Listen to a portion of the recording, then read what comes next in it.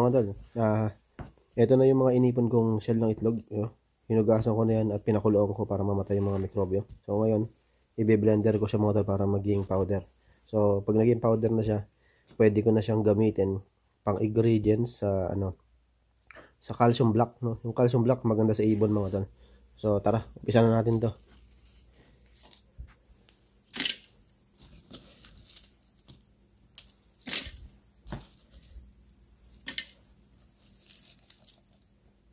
Ayan.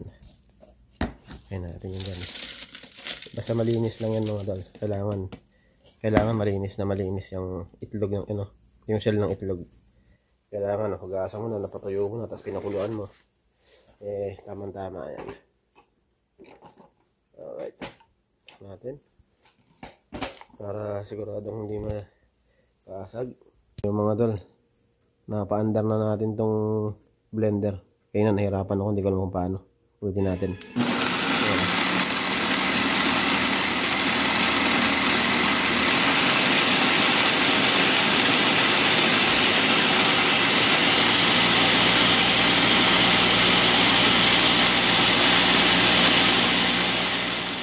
Mga tol, natapos ko nang i-blender yung itlog at sa tingin ko powder na ito.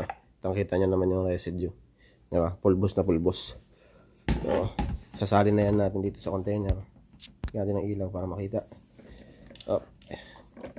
Kanina pala kaya hindi gumagana mga tol. Hindi naka all the way here. Ilalak mo pala ng ganyan. For safety. Yun pala yung diskarte yan. So, ito. Alisin muna natin to at patakrak natin ng konti. Ayun yung mga residue mga tol. Salin natin dito. Ayan. Napulbos na yan. Ayan na yung ihahalo natin sa calcium block mga tol. So ang procedure niyan mga tol, yung for example nag-ipon ka ng shell ng itlog, kailangan hugasan mo muna yung itlog ng yung shell ng itlog, tapos patuyuin mo, pakuluan mo ng 2 para mamatay yung mga mikrobyo mga tol. Lalo na kasi pag hindi mo pinakuluan yan, pwedeng magkaroon ng salmonella yung mga alaga mong ibon. So kailangan pakuluan mo siya, tapos patuyuin mo ulit. Ngayon pag tuyo na, i-blender mo na mga tol, pwede na yan. Saka matagal lang shelf life ng shell ng itlog mga tol. Basta ilagay mo lang sa airtight na container. Kailangan airtight mga tol, hindi pwedeng lalagyan lang. Ito okay lang to kasi gagamitin ko to ngayon mga tol, para sa ating calcium block. So tara, umpisa na natin yung paggawa ng calcium block at syempre ituturo ko sa inyo kung paano. Let's go. So yung mga tol, ito na yung giniling natin na shell ng itlog, no? Na powder na siya mga tol. Pwede nang ihalo sa ating gagawin na calcium block. Syempre ito na yung gagamitin natin mga ingredients yan. Ito muna papakita ko sa inyo. Cattle bone powder. Giniling ko rin to mga tol gamit ang blender. Ayan. So, syempre meron tayong oyster shell. No, itong oyster shell mga tol, nabibili to sa mga poultry, no? Pinapakain to sa mga manok, sa mga pabo, kung ano naman na mga klase ng mga nangingitlog na hayop. Kasi paano yung mga tol pampatigas ng shell ng itlog nila.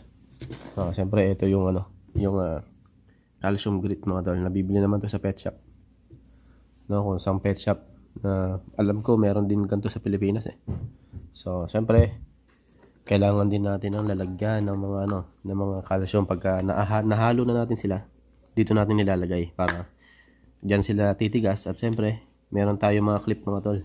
So yung clip, ito na yung magsisilbing sabitan nila. So tara mga tol. Syempre nga pala, bago natin umpisan, tubig mga tol, malinis na tubig. Kailangan malinis yung tubig mga tol. Syempre kailangan malinis para pag kinain ng ibon, hindi sila magkasakit. Ano mga tol, so ito na, nakahanda na yung ating mga gamit. At syempre meron tayong pitcher na pang measuring. So dito natin hahaluin yan mga tol. At syempre meron tayong scooper, no? At ayun, ready na. Tara, umpisa na natin to. Yung mga tol, umpisa na natin. So syempre ito muna ang kailangan natin lalagyan. At syempre scooper. Unahin natin dyan mga tol, kahit ano na maunahin mo Siyempre, unahan natin itong oyster shell. Pagpalagay na natin 10% tong scooper na ito mga tol. So, kailangan natin bumuo ng 100% na calcium. Actually mga tol, maraming pwedeng ilagay dito. Basta source of calcium. Pwede tayong maglagay ng snail shell. Kaka-research ko lang mga tol. Yung snail shell, isa rin sa calcium, sa source of calcium ng mga ibon. No? Pwede natin gilingin yan. Basta malinis na malinis. Kailangan ilaga mo mabuti. Pwede rin natin dagdagan ng Himalayan salt mga tol. No? Kasi sa wild, humahanap din ng source of ng salt ang mga ibon kasi pang ano nila pang hydrate. So yung mga tol, umpisa na natin. For example, this is 10% mga tol. So dalawang scoop para makabuo tayo ng 100% kasi 5 yung ingredients to. So natin. Actually, dalawang scoop na to. Lalagay ko na yan dito. Yan. Tapos eggshell. Eggshell, dalawang scoop. Up.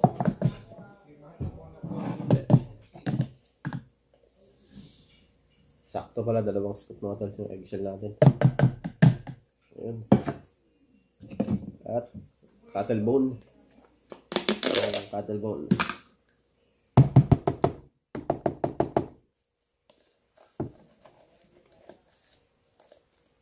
Ayan, cattle bone mga tol. Ingat lang kasi mas maganda nito naka-mask ka para hindi mo masinghot yung mga pulbos. Delikado rin yan.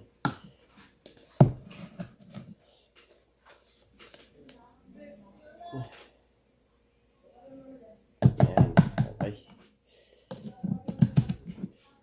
At syempre, itong calcium grit mga tol.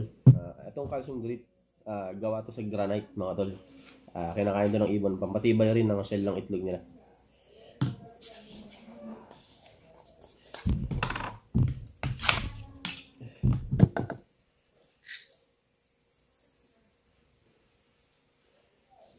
Scoop,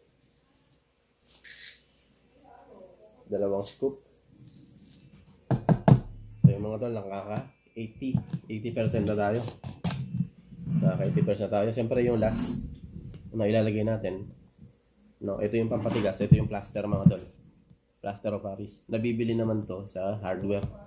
So ito yung pinaka main ingredients nito para tumigas itong lahat ng calcium na para maging calcium block. Buksan na natin.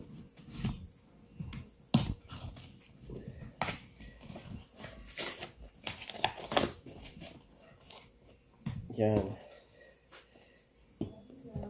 Alright. Dalawang scoop lang din mga tol para mabuo yung 100%.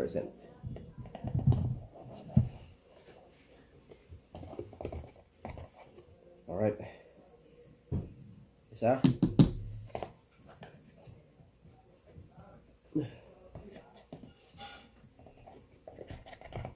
Okay, dalawa. So, yan. Siyempre, ang nakakalimutan ko, wala akong panghalo. Yun yung nakalimutan ko mga tol. Wala tayong panghalo rito. Wala tayong panghalo, ito na lang tash. Nakalimutan ko yung panghalo. Kailangan mahalo ito. Halong-halo to bago mo basain ng tubig mga tol. Kailangan balance. Napakadali lang na ito mga tol, gumawa ng calcium block. Kung ako sa inyo, bumili na lang kayo gumawa na lang kayo ng sarili nyo kaysa bumili kayo. Kasi yung gawa ng calcium block, hindi nyo alam kung ano yung laman. Baka mamaya, puro plaster lang pala laman yun. Hindi pala calcium talaga. Nakagaya nito, merong eggshell, merong cattle bone, merong oyster, merong calcium grit. So alam mo, pagka ikaw gumawa, alam mo kung ano yung nilalaman ng calcium block.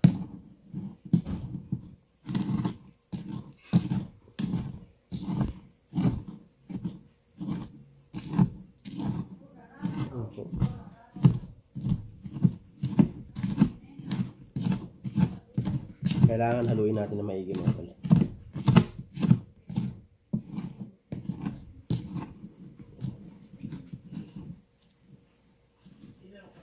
Nakalimutan ko lang bumili ng panghalo eh. Pero okay na to. Basta mahalaga mahalo siya. Buti na lang may brush dito.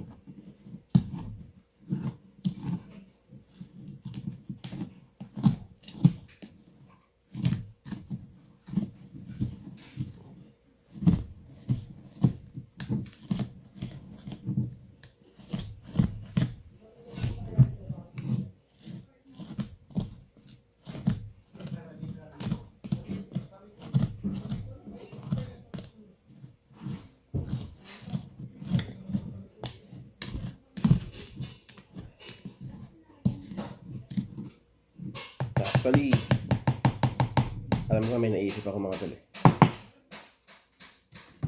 Post lang muna natin. So yung mga tol, alam ko na, ilalagay ko rito.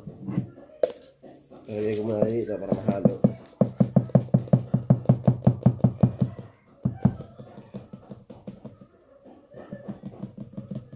Yun o. Medyo natapon lang ng konti. Yan. Tapos tatakpan natin mga tol. Kiramin ko muna itong takip dito. Aalog-alugin ko na lang para mas balance.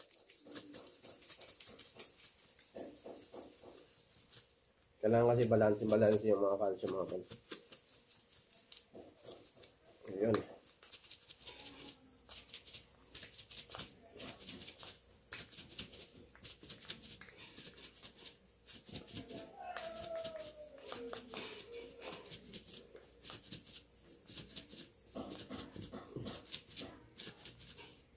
Okay, pwede na ito mga tol. Right.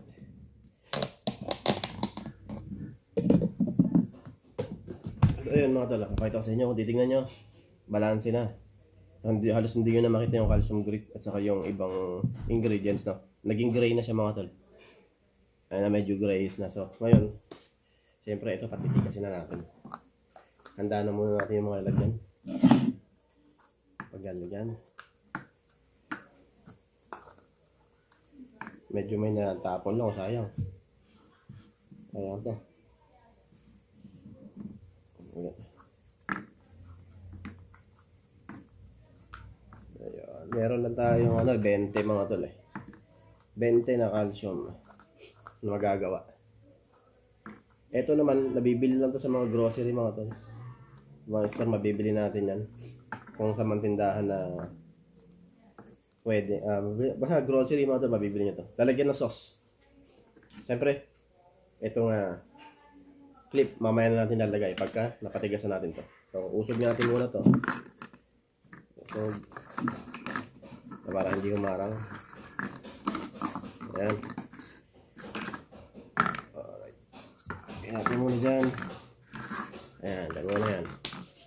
So, siyempre, babalik natin dito, konti-konti lang.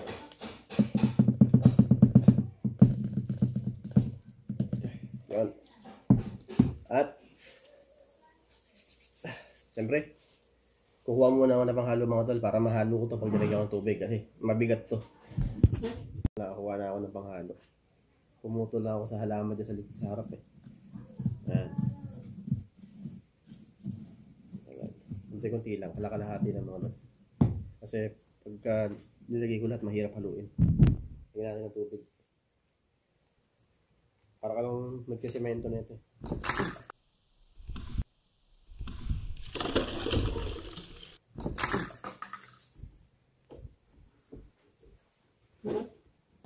Tumakon yung tubig mga tol. Nawash out yung mga lalagyan. Okay lang yun. Tingnan natin ng tubig to. Kunti-kunti lang. Kailangan lang kasi siya malapot. Yung mailalagay lang siya natin dito. Kasi pag sobrang lapot naman, hindi yan mailalagay dyan.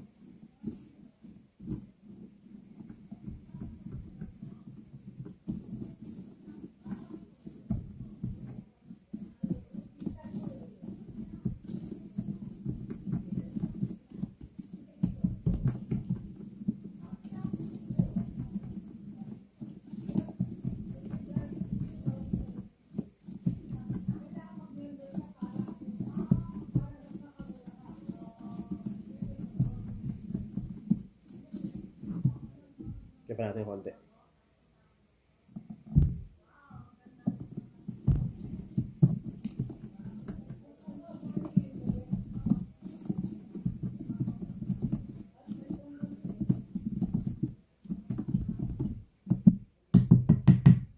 Ayun na.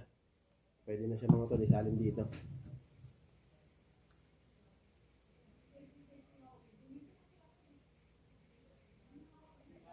Oh. Lalagyan natin ng clip para sabitan mga tol. Yan natin ang sabitan. So, bibend mo lang siya ng ganyan, no? Para kasi pagka diniretso mo ng ganun mga tol, lalaglag din. Kailangan may, kumbaga may angkla.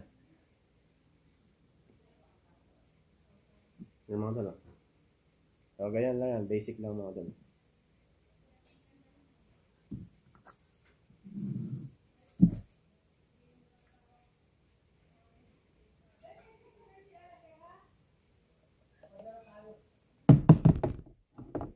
Tumapon. Sayang. Slip. Yan. Diba? Kaysa bumili ka, gumawa ka na lang. Mas alam mo pa kung ano yung nilalaman ng calcium block mo.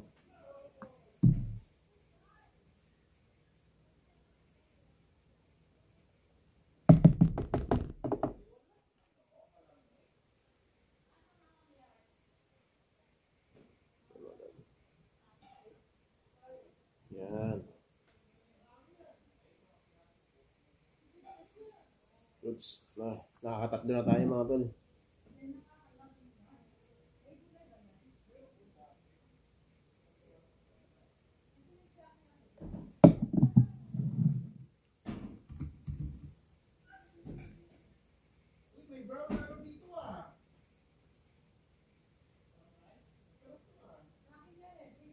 Aha.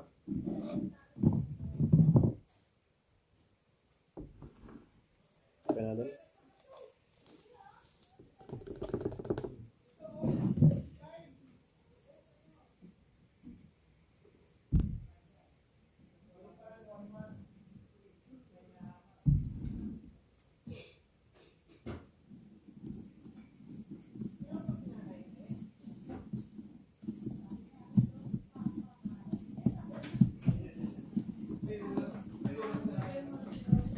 Bro, kain na. See? Nagwakain.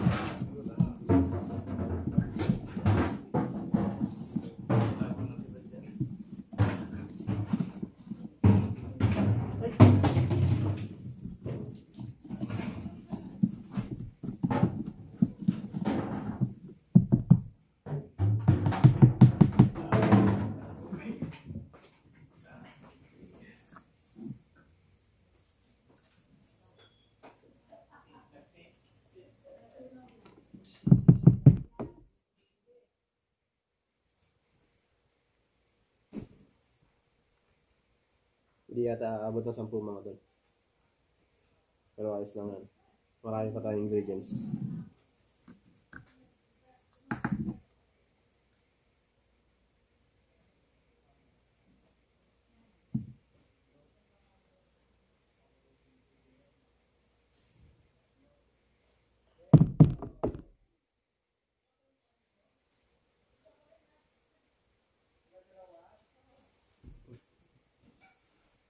Alright. Kakalima na tayo.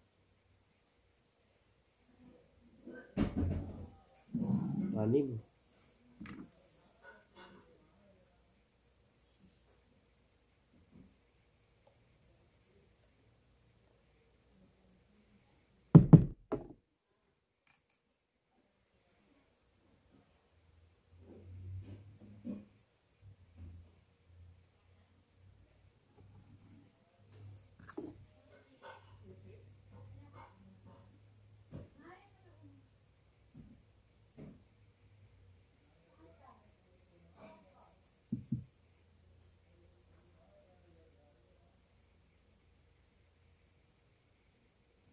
Ayos. Sakto-sakto. Bali, 1, 2, 3, 4. 8 mga tol. 8 yung nagawa natin calcium block. Yun o. So, ganyan lang kadali ang paggawa ng calcium block mga tol. Papakita ko sa inyo ng nakaharap sa mismong calcium block. Yun. Ito na mga tol yung nagawa natin calcium block. No? Patitigasin lang natin to ng 24 hours. Or hanggang 3 days mga tol para siguradong matigas na siya. No, ganyan lang kadali ang paggawa ng calcium block mga tol. No, kung ako sa inyo, gumawa na lang kayo kaysa bumili kayo ng calcium block kasi hindi nyo alam kung ano yung laman ng calcium block na binibili nyo. Hindi nyo alam kung borax lang yung laman nun or kung ano man yung nakalagay, baka chok lang. Pero ito, kung kayo gagawa, alam nyo kung ano yung ingredients. Ayan, kagaya nyan, merong calcium grit, merong paddle bone, at merong eggshell saka oyster shell. So yun lang mga tol. Sana nagustuhan nyo yung video. Maraming salamat. At kung nagustuhan nyo yung video mga tol, please like, share, comment. At kung hindi ka pa naka-follow, follow na mga tol. Maraming salamat. Till next time. Ingat.